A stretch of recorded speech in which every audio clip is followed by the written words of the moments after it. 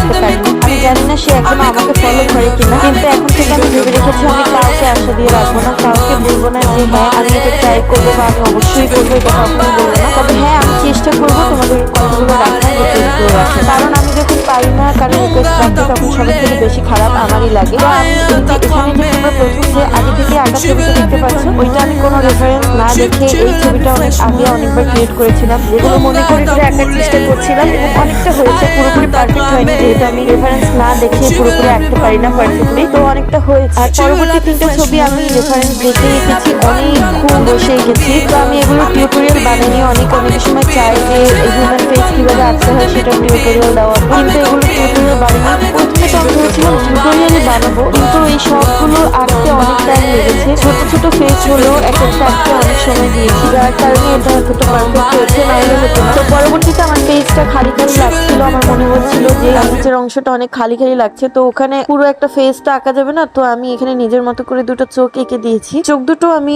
Reference ছাড়াই এঁকেছি, যার কারণে ওই দুইটা মিলবে না। মূলত এখানে তিনটা ছবি আমি রেফারেন্স দেখে এঁকেছি। তো এবার তোমরা বলো দেখে তোমরা চিনতে পারছো কিনা আমি কার ছবি এঁকেছি। যেহেতু এটা একটা রিকোয়েস্টেড ভিডিও ছিল, হয়তো তোমাদের মধ্যে অনেকেই চিনবে, কারণ এর আগে আমি এদের অনেক ছবি এঁকেছিলাম যা আমি এত ম্যাচ করেও আঁকিনি, এত সময় দিয়ে আঁকিনি, তারপরে তোমরা ধরে ফেলেছিলে। তো এবার তো আমার মনে হয় তোমাদের জন্য অনেক বেশি ইজি হবে।